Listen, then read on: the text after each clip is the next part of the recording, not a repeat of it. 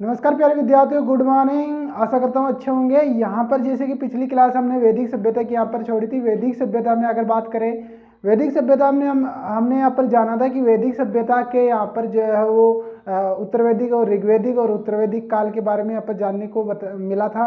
और इसके बाद में जो है उसके समय काल को भी निर्धारित किया गया था। और उसके जो है वो आर्य की उत्पत्ति के बारे में यहाँ पर अलग अलग इतिहासकारों के द्वारा अलग अलग यहाँ पर दिया गया था। उसके बारे में कंप्लीट देखा था, तो नहीं देखा हो तो पिछली वीडियो को देख लीजिएगा। यहाँ पर आज जो बात करेंगे वो बात करेंगे कि वैदिक काल का जो है वो साक्ष्य या फिर वैदिक काल के जो यहाँ पर बारे में जानकारी मिलती है वो वैदिक साहित्य में मिलती है। तो वैदिक साहित्य की हम चर्चा करेंगे आज। और वैदिक साहित्य में क्या क्या आता है, वैदिक साहित्य में क्या क्या हमें देखने को मिला, सारी डिस्कस करेंगे। तो सबसे पहले बात करें वैदिक सभ्यता की।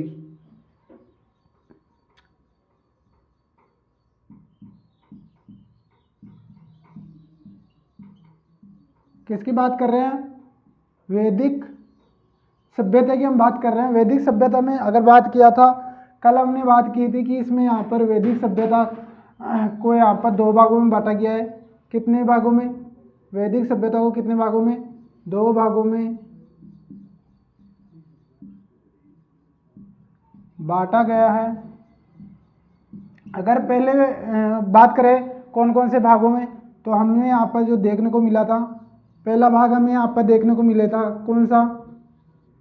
पूर्व वैदिक काल। क्या देखने को मिला था? पूर्व वैदिक काल, या फिर इसको बोल सकते हैं ऋग वैदिक काल। तो यहाँ पर ये देखने को मिला। अगर बात करें सेकंड की, तो सेकंड हमें यहाँ पर जो है वो उत्तर वैदिक काल। अगर समय के बारे में बात करें तो यहाँ पर कल बता दिया था, बट थोड़ी सी जानकारी और आपको दे देता हूँ अगर नहीं हो तो। समय की बात करें, समय कालक्रम, तो यहाँ पर 1500 ईसा पूर्व से यहाँ पर जो है वो 1000 ईसा पूर्व यहाँ पर माना गया।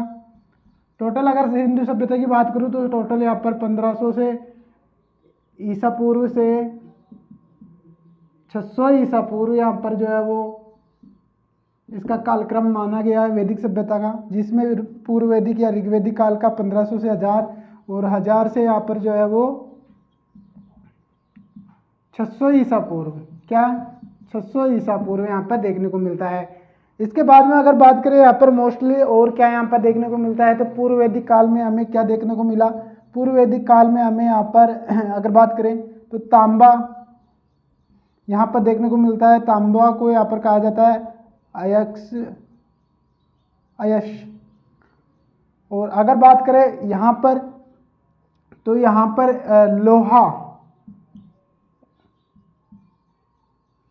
लोहे का प्रमाण यहाँ पर जो है वो मिल चुके थे। लोहे का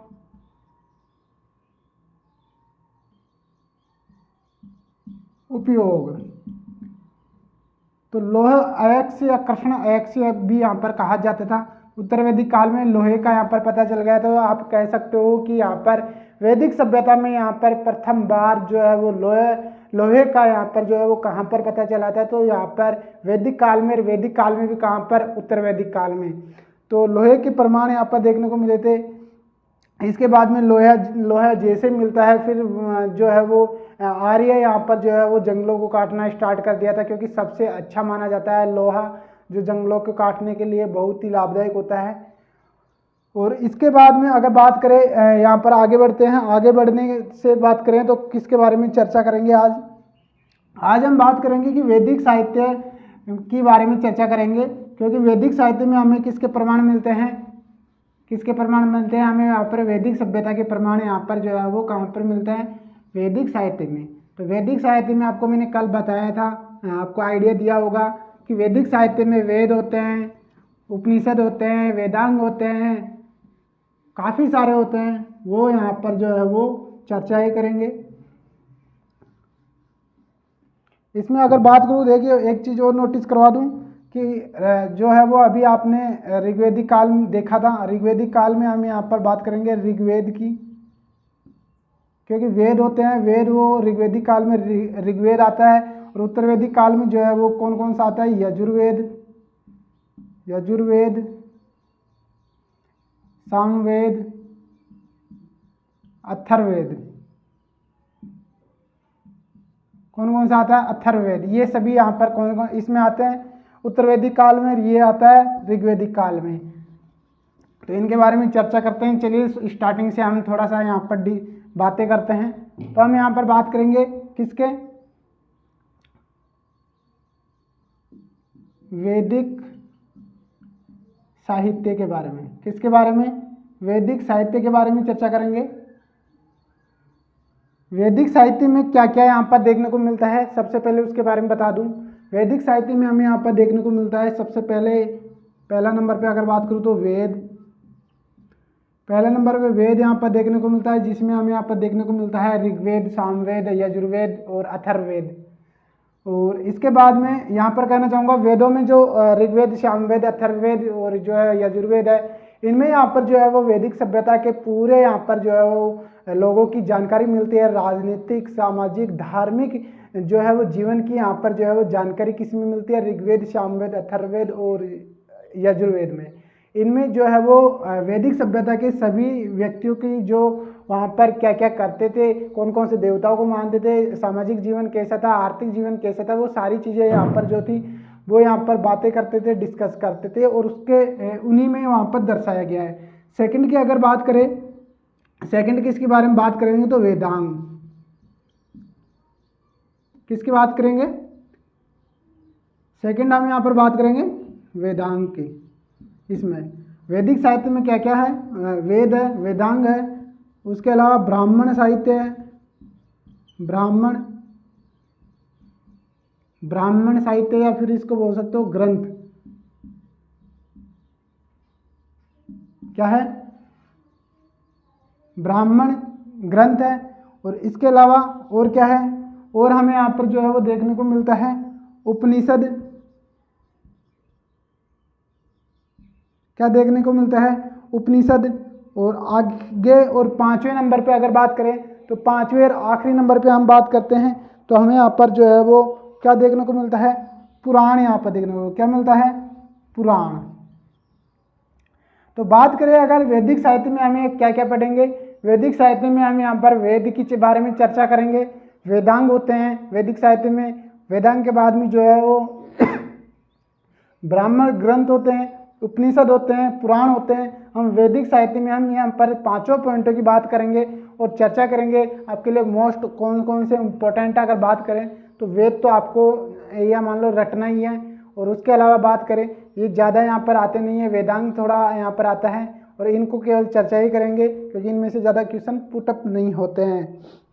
चलिए स्टार्ट करते हैं वेद से। हम यहाँ पर थोड़ा सा आपको जानकारी देता हूँ कि वेद क्या है और वेदों के बारे में आपको थोड़ा देखिए। सबसे पहले अगर बात करें वेद के बारे में तो वेद हमें यहाँ पर कितने देखने को मिलते हैं? वेद हमें यहाँ पर 4 देखने को मिलते हैं। कितने हमें कितने देखने को मिलते हैं? 4 देखने को मिलते हैं। एक डायग्राम बना देता हूँ आपको याद रखने के लिए। कुछ इस तरीके से आप यहाँ पर बॉक्स को 4 भागों में काटेंगे। पहले बॉक्स में जो था क्या डालेंगे यहाँ पर? पहले बॉक्स में आप यहाँ पर डालेंगे ऋग्वेद। क्या डालेंगे? ऋग्वेद। पहले बॉक्स में हमें क्या डालेंगे? ऋग्वेद। सेकंड बॉक्स अगर चले तो सेकंड बॉक्स में क्या डालेंगे? यजुर्वेद। क्या? यजुर्वेद। यजुर्वेद क्या हो गया? सेकंड। इसके बाद में अगर बात करें तीसरे पॉइंट पे तो तीसरे में हम यहाँ पर डालेंगे सामवेद। सामवेद। सामवेद के बाद में चौथा बॉक्स में हमें क्या डालेंगे? यहाँ पर अथर्ववेद। क्या देखने को मिलता है? अथर्ववेद। दोस्तों क्या क्या देखने को मिलता है? ऋग्वेद, यजुर्वेद, सामवेद, अथर्ववेद। इन्हीं में जो है वो पूर्व वैदिक काल से लेकर उत्तर वैदिक काल तक की यहाँ पर जो है वो वैदिक सभ्यता के बारे में जानकारी मिलती है। सारी यहाँ पर जो है वो आर्थिक, धार्मिक, सामाजिक सभी पक्ष यहाँ पर जो है वो इसमें दर्शाए गए हैं। तो चलिए बात करते हैं। अगर बात करें सबसे पुराना कौन सा है तो सबसे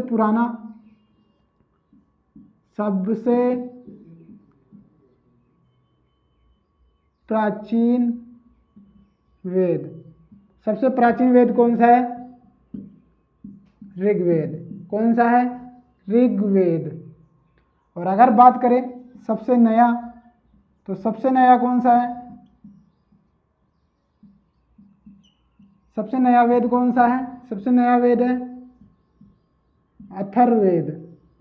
कौन सा है? अथर्ववेद। यहाँ पर वेदों को यहाँ पर वेद त्रयी भी कहा जाता है। वेद त्रयी कौन कौन से होते हैं, कौन कौन से वेदों को लिया गया है वेद त्रयी में? तो यहाँ पर वेदों को वेद त्रयी आपको ये भी देखने को मिलता है कई बार, और कई बार यहाँ पर वेद त्रयी कुछ यहाँ पर कुछ इस तरीके से भी देखने को मिलेगा। तो कौन कौन से वेदों को यहाँ पर जो है वेद त्रयी कहा जाता है? तो यहाँ पर बात करें पहले वेद, दूसरा और तीसरा, कौन कौन सा? पहला, दूसरा और तीसरा वेद को क्या कहा जाता है? वेद त्रयी। अगर नाम की बात करें तो ऋग्वेद, यजुर्वेद, सामवेद। क्या क्या? ऋग्वेद, यजुर्वेद,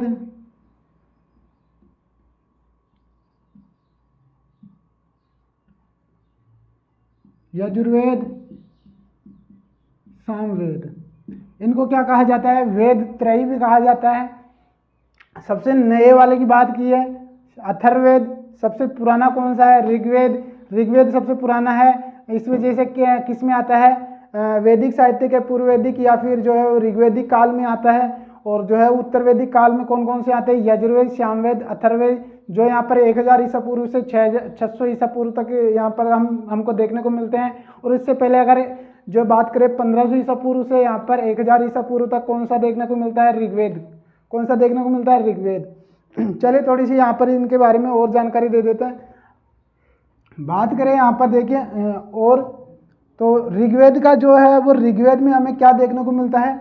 ऋग्वेद में हमें क्या क्या यहाँ पर देखने को मिलता है? ऋग्वेद में किन के बारे में चर्चाएं की गई है वो चलिए आपको और बता देते हैं। तो आपको इसको नोट डाउन कर लीजिएगा, अथर्ववेद और ऋग्वेद, यहाँ पर जो है वो नए वाले को और पुराने वाले को, और जो है वेद त्रयी को। बहुत इंपॉर्टेंट यहाँ पर जो है वो क्वेश्चन बनते हैं ये वाले। अब बात आती है हमें यहाँ पर कि ऋग्वेद में यहाँ पर किसके बारे में यहाँ पर देखने को मिलता है? तो ऋग्वेद में हमें किन के बारे में देखने को मिलता है? ऋग्वेद में यहाँ पर जो है वो वेदों के उच्चारण का, यहाँ पर जो है वेदों के उच्चारण के बारे में, वेदों के उच्चारण के बारे में यहाँ पर जो है वो देखने को मिलता है। वेदों को उच्चारण कैसे किया जाता है, उच्चारण के यहाँ पर बारे में यहाँ पर जो है वो ऋग्वेद में यहाँ पर दर्शाया गया है। और वेदों के उच्चारण यानी मंत्रों के उच्चारण, कौन सा? मंत्रों के उच्चारण।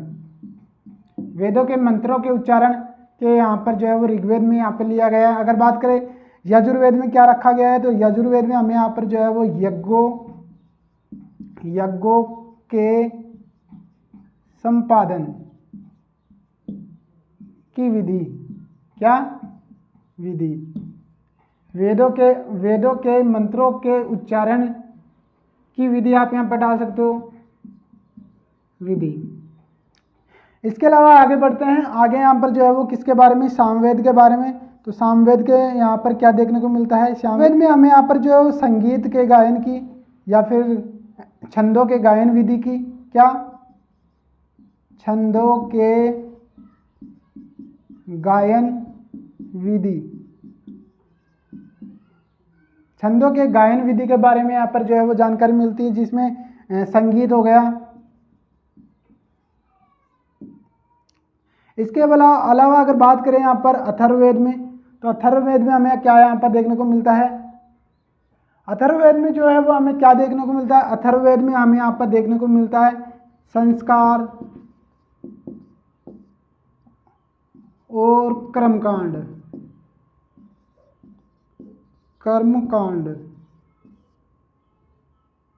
की विधि, संपादन की विधि। क्या देखने को मिलता है? संस्कार और कर्मकांडों की विधि जो है, संपादन की विधि जो है वो देखने को मिलती है अथर्ववेद में। अथर्ववेद यहाँ पर वो लास्ट में आया था। इसमें यहाँ पर अंधविश्वास, ये सभी ढोंग पाखंड, ये सब कुछ किस में देखने को मिलता है? अथर्ववेद में। बात करें आगे इसके बारे में, अब डीपली चलते हैं, एक एक स्टेप बाय स्टेप आपको और जानकारी देते हैं। हम चर्चा करेंगे अब सबसे पहले ऋग्वेद के बारे में। किसके बारे में? ऋग्वेद के बारे में। स्टार्टिंग से हम यहाँ पर वेदों के बारे में चर्चा करते हैं, जिसमें यहाँ पर जो है वो ऋग्वेद के बारे में यहाँ पर चर्चा करेंगे। इसके बाद में फिर यहाँ पर ऋग्वेद ये सभी कंप्लीट होने के बाद में जो है वो यहाँ पर वैदिक सभ्यता के सामाजिक और राजनीतिक और धार्मिक पक्षों के बारे में यहाँ पर जो है वो चर्चा करेंगे, ताकि आपको समझ में आए कि आखिरकार कौन कौन से किस किस के क्या क्या मानते थे। तो हम जो है वो यहाँ पर वेद में यहाँ पर बात करेंगे ऋग्वेद की। तो वेद हम पढ़ रहे हैं, वेद क्या, वेद। अब यहाँ पर जो पहला लेते हैं ऋग्वेद। देखिए अब यहाँ पर अगर उतारा नहीं है तो उतार लेना, बहुत ही इंपॉर्टेंट है। ऋग्वेद में किस किस के बारे में चर्चाएं की गई है, या ऋग्वेद में बात करें और क्या क्या हमें देखने को मिलता है। तो ऋग्वेद में हमें यहाँ पर जो है वो मंडल, और अगर बात करें ऋचाएँ यहाँ पर देखने को मिलती है, ऋचाएँ, मंडल, और जो है वो यहाँ पर, तो हम यहाँ पर जो है वो ऋग्वेद की हम यहाँ पर जानकारी देंगे। तो ऋग्वेद में अगर बात करें तो ऋग्वेद का हम यहाँ पर जो है वो उपवेद क्या है, उपवेद यहाँ पर जो देखते हैं, उपवेद यहाँ पर आयुर्वेद क्या देखने को मिलता है, आयुर्वेद देखने को मिलता है। अगर बात करें उपनाम, उपनाम को अन्य नाम, अन्य नाम या उपनाम किसे कहते हैं, क्या कहते हैं, यहाँ पर विज्ञान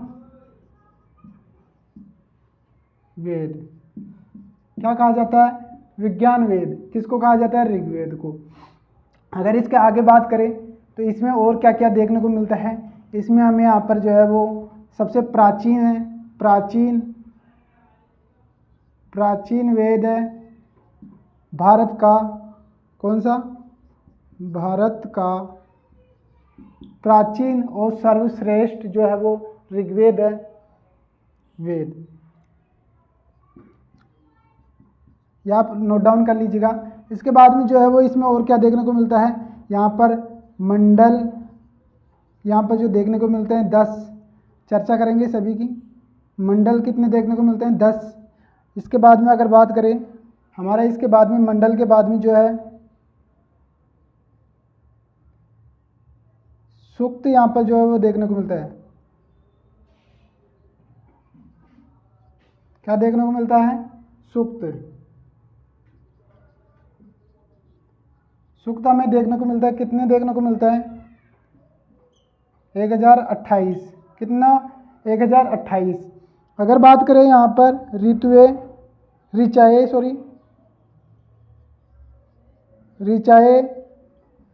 हमें यहाँ पर कितने देखने को मिलते हैं। तो हमें यहाँ पर ऋचाएँ हमें के जो है वो 10,462 यहाँ पर देखने को मिलते हैं। कितने देखने को मिलती है, 10,462। 10,400 ऋचाएँ यहाँ पर देखने को मिलती है, 10,462। अगर बात करें यहाँ पर टोटल की, तो टोटल हमें कितने देखने को मिलती थी, 10,500। कितनी देखने को मिलती है, 10,580। कितनी देखने को मिलती है टोटल हमें जो मंत्र है इसमें, कितने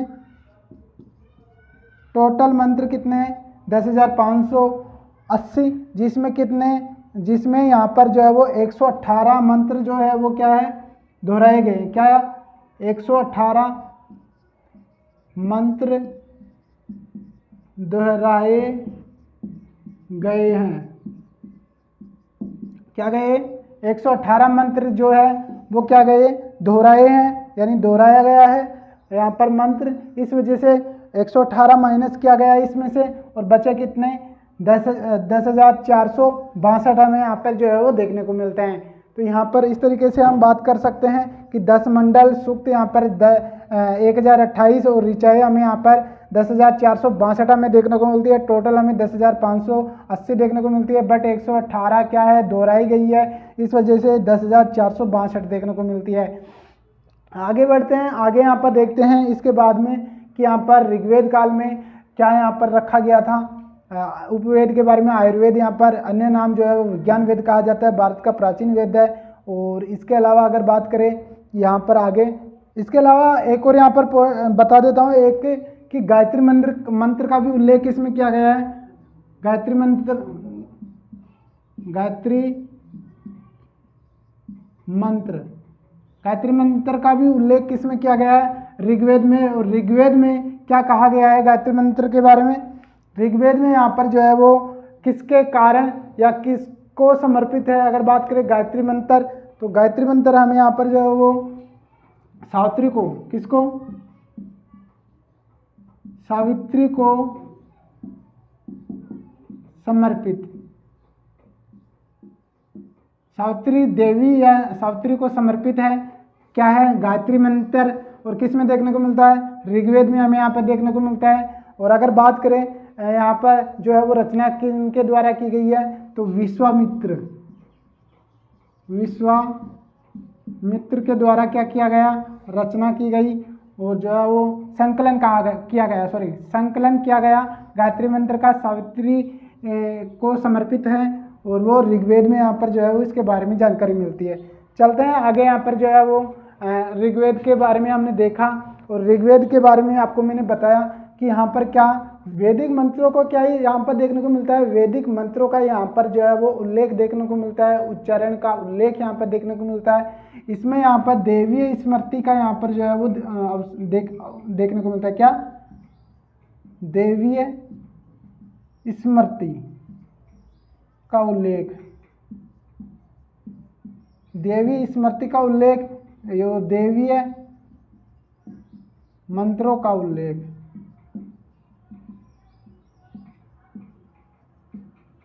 देवी मंत्रों का उल्लेख। चलिए आगे बढ़ते हैं। हमने देखा ऋग्वेद में ये सारी चीजें। अब यहाँ पर बात करेंगे मंडल के बारे में। यहाँ पर जो है वो कितने मंडल है? यहाँ पर ऋग्वेद में 10 मंडल यहाँ पर देखने को मिलते हैं। चलिए टोटल 10 मंडल देखते हैं, जिसमें से मोस्ट बातें करेंगे। जो जो आपको ध्यान रखना है वो सारी चीजें आपको बताऊंगा।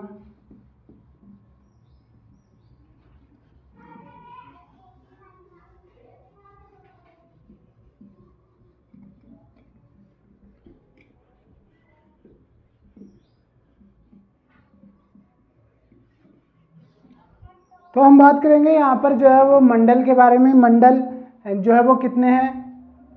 अगर बात करें मंडल, तो ऋग्वेद में जो है मंडल कितने हैं? तो ऋग्वेद में हमें यहाँ पर 10 मंडल देखने को मिलता है। तो यहाँ पर 10 यहाँ पर चर्चा करेंगे, सभी नोट डाउन कराऊंगा। बट यहाँ पर जो है वो आपको मोस्टली जो डाटा बताऊंगा वो मोस्ट के ही बता पाऊंगा। तो 10 से अगर बात करें, यहाँ पर नंबर डाल देता हूँ। फर्स्ट, सेकंड, थर्ड, फोर्थ, 5, 6, 7, 8, 9, 10, 10 मंडल हमें यहाँ पर देखने को मिलता है। प्रथम मंडल कौन सा है? प्रथम मंडल, सेकंड मंडल,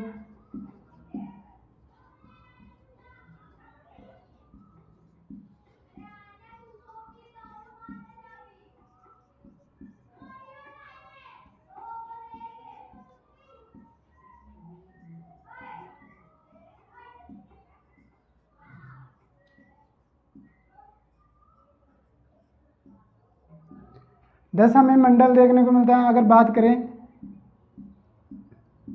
इनका संकलन रचना किनके द्वारा की गई, तो यहाँ पर जो है वो प्रथम, यहाँ पर बात करें तो प्रथम जो है वो मंडल का जो है वो, तो प्रथम मंडल में हमें यहाँ पर जो है वो मधुछंदा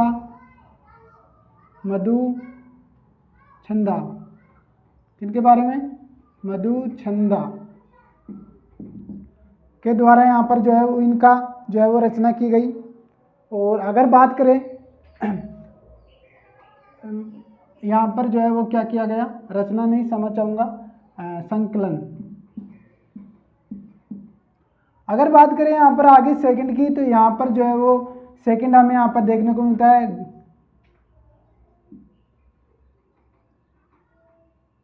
ग्रस्त संबंध। क्या? ग्रस्त संबंध। तीसरे की अगर बात करें तो तीसरा हमें यहाँ पर देखने को मिलता है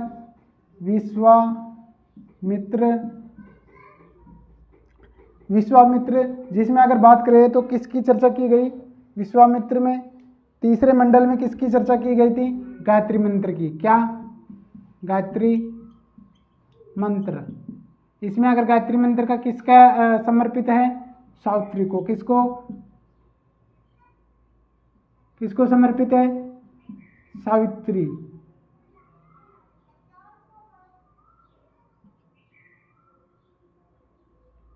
किसको समर्पित है? सावित्री। सावित्री को समर्पित है, सावित्री देवी को। और अगर बात करें यहाँ पर जो है वो किसके द्वारा? विश्वामित्र के द्वारा। आगे बात करें चौथे पे, तो चौथा हमें यहाँ पर क्या देखने को मिलता है? चौथा हमें यहाँ पर जो है वो देखने को मिलता है वायुदेव। और बात करें पांचवा मंडल, तो यहाँ पर जो है वो कौन देखने को मिलता है? अत्रि। इसके बाद में कौन सा है दोस्तों? यहाँ पर जो कहना चाहूँगा, तीसरा जो है वो बहुत इम्पोर्टेंट है, तो इम्पोर्टेंट को आप स्टार लगा लीजिए यहाँ पर। और इसके बाद में अगर बात करें किसके? छठे मंडल की, तो छठा मंडल है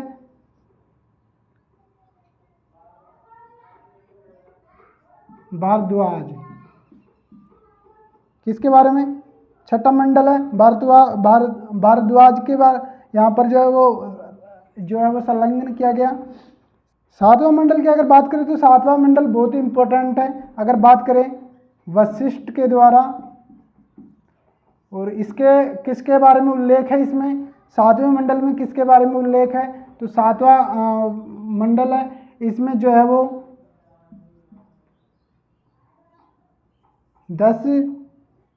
10 राज युद्ध। सातवां मंडल में किसके बारे में है? 10 राज युद्ध के बारे में, जिसमें 10 राजाओं के द्वारा युद्ध लड़ा गया। और 10 राजाओं के द्वारा रावी नदी पर कहाँ पर लड़ा गया? रावी नदी। और रावी नदी के अगर बात करें कौन विजेता रहा? तो सुदास। कौन विजेता रहा? सुदास। यहाँ पर जो है वो क्या देखने को मिला? यहाँ पर जो है वो विजेता यहाँ पर देखने को मिला है। इसके बाद में अगर बात करें वशिष्ठ के बाद में आठवां मंडल को किसको यहाँ पर जो है वो किसके लिए है? आठवां मंडल हमें यहाँ पर जो है वो कर्ण। और इसके नौवा है सोम के लिए, सोम देवता, या बोल सकते हैं सूर्य देवता, जो यहाँ पर वनस्पति को समर्पित है। वनस्पति देवता माना जाता है, वनस्पति का देवता माना जाता है। लास्ट हमारा आता है मंडल 10वां, जो है वो इसमें बात करें किसके बारे में चर्चा की गई है? तो इसमें यहाँ पर जो है वो पुरुष सूक्त के बारे में यहाँ पर चर्चा की गई है। इसमें हमारे पुरुष सूक्त में वर्णों के बारे में यहाँ पर चर्चा की गई है। कितने प्रकार के वर्ण यहाँ पर देखने को मिले हैं, वो सारी चीज़ें किस में देखने को मिलती है? पुरुष सूक्त में। अगर बात करें यहाँ पर सबसे जो है वो नया मंडल कौन सा है? सबसे नया मंडल अगर बात करें तो यहाँ पर नोट डाउन कर लीजिएगा कि यहाँ पर 10 मंडल है। 10 मंडल में सबसे नया, तो सबसे नया मंडल कौन सा है? पहला और 10वां। क्या? पहला और 10वां। कौन सा मंडल है? पहला और 10वां सबसे नया मंडल है। अगर बात करें यहाँ पर पुराना, तो सबसे पुराना की बात करें तो सबसे पुराना हमें कौन देखने को मिलता है? सबसे पुराना हमें यहाँ पर जो है वो सबसे पुराना, या जो है वो सबसे पुराने या सबसे प्राचीन, बंद थोड़ी हो जाए, सबसे पुराना या सबसे प्राचीन के बारे में बात करें तो यहाँ पर कौन देखने को मिला है? यहाँ पर 2 से 7 मंडल। कौन से? 2 से 7। कौन से?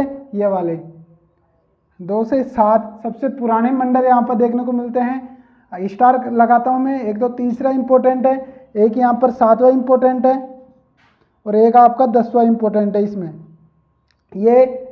और आप बाकी का 9वां भी आप यहाँ पर याद रख सकते हो। ये यहाँ पर इंपॉर्टेंट है। तो सबसे पुराना 2 से 7वां, और जो है वो नया वाले की बात किया, पहला और 10वां सबसे नया मंडल है। अब बात करते हैं यहाँ पर मंडल की। यहाँ पर सभी की जानकारी हो गई है। बात करेंगे अब यहाँ पर कि यहाँ पर जो है वो यहाँ पर पुरुष सूक्त में क्या क्या यहाँ पर बताया गया है। पुरुष सूक्त के बारे में यहाँ पर चर्चा करते हैं। तो पुरुष सूक्त में हम यहाँ पर जो है वो इधर यहाँ पर जो मिटा रहा हूँ थोड़ा सा।